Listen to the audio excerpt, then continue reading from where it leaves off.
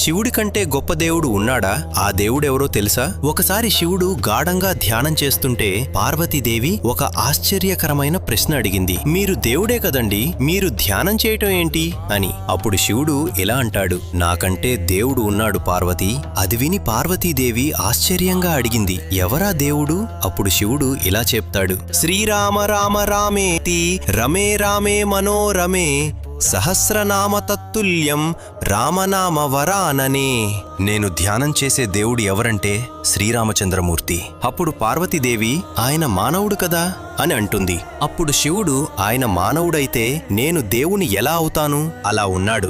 అదే పొద్దున్న 10ంటికి పట్టాభిషేకమని రాత్రి 10ంటికి వనవాసం అంటే రెండిటినీ సమానంగా తీసుకోగలిగినవాడు ఎవరైనా ఉంటారా ఈ సృష్టిలో పార్వతి? శివజ్ఞానం అంటే అదే కదా, శివజ్ఞానం అంటే అదే కదా. అటువంటి మహానుభావుడైన శ్రీరాముడినే నేను ఆరాధిస్తున్నాను.